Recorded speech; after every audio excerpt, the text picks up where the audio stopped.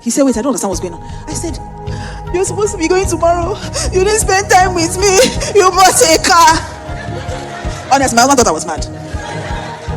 And I forgive all you other men in the room who also think I was mad. But you see, he was speaking a language I wasn't understanding. So that ensure that your marriage works. 3 things. Number 1, you have to be the right person. And singles, I hope we address that today. That you have to be the right person. Because it's one thing for you to dream about the kind of man you want. But the man you are dreaming about, is he dreaming about you too? Or the woman that you want a woman that is 6 feet. In fact, the one that makes me laugh the most. You who have slept with everything in the world want to marry a virgin. That's the latest fight I have with Christian men. You think that when the Bible says you should not have premarital sex, it's only the women they were talking to. For some reason, we have interpreted that to mean women should be virgins and men should just go sow their wild oats, and when they're ready, they should come and pick a virgin. And men that have slept with everything will be fighting me and saying, Pastor, my wife must be a virgin. I say, hey, then you have deserving other people's wives. And what you sowed, you don't want to repeat. So the first thing is to be the right person. The second thing, like Pastor K established yesterday, is to pick the right person. No matter how good you are, and I keep saying this, marriage is too heavy for one person to carry. No matter how amazing. That's what happened to that man. I tried to study the word with her. I tried to do this. You pick a dog. I want the dog to roar like a lion. A dog can only bark. So when you are single, you have 2 options. You can either pick a prayer partner or a prayer point. You get to decide whether the person you want to spend the rest of your life will be a prayer partner, one that you can agree with, or one that you have to consistently pray about. But you see, whatever you accept, do not complain about it in marriage. Because I hear people complain a lot in marriage. And when I ask, was this person not like this? They say, oh yes, I saw the signs. So what did you think will happen when you get married to this person? If the person has been giving you affectionate taps on your face, aka slaps, why do you think that they will not be? That's what they call it. If no person didn't slap me, it was an affectionate tap. Okay. So if he has been, or they'll tell me that, oh Pastor M, no, I'm the one that caused it to lose his temper. My question is, must he find it on you? I agree that he lost his temper. So I hear all kinds of funny things, single people, and they assume that a man who is cheating on you when you are dating him, that when you get married, you wave some magic wand, or a girl that's sleeping with everything, that you will suddenly wave a magic wand and she will change. And then when she doesn't change, you are complaining. Are you joking? As they say, is this playing? What exactly do you think is going to happen?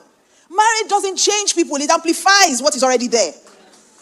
So a lizard doesn't suddenly become a crocodile in marriage.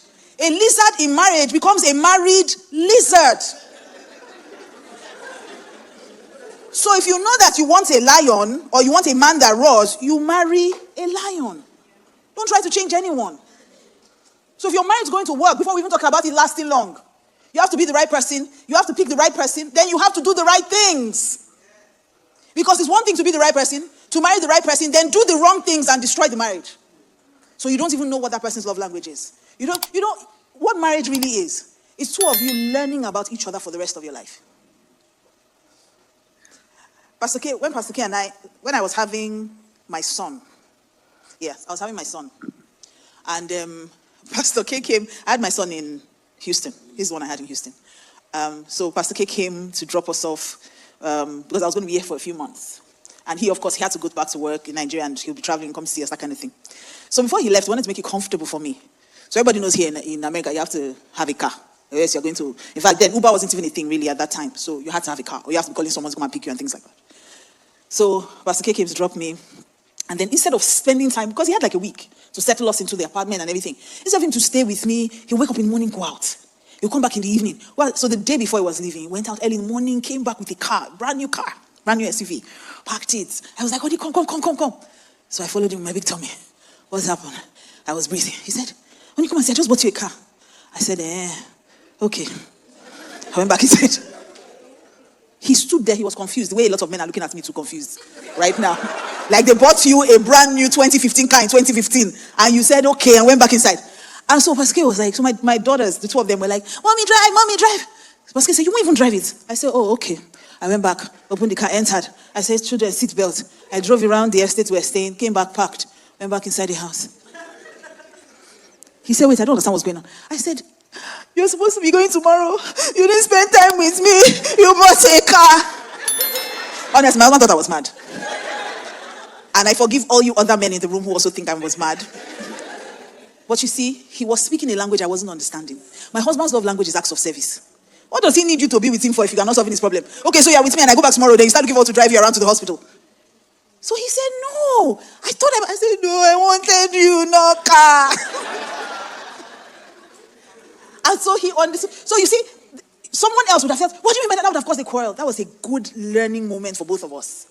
That this man, he wants to solve your problem. That's how he says, I love you. Because most times, what your love language is what you want to give to the other person. Yes. So if you're an acts of service kind of person, you feel loved when people are helping you. You want to help or solve problems. But I'm not. I don't need anyone to solve my problems. I want someone to be with me because I'm an introvert. I don't have many people and I don't know how to make friends. So I like the people that are my people to be with me. And they're going to buy car. What's my business? So we had to... So understanding each other's love language and speaking it is a major part of doing the right thing. So a lot of times I find people saying, I've done everything, but my wife is, in fact, I'm frustrated. I'm like, you haven't done everything. You may have done a lot of things, but you haven't done the right thing. You haven't done what they understand as love. So the first thing is for you to be the right person. Second thing is to pick the right person. And the third thing is to do the right thing. That will ensure that your marriage works.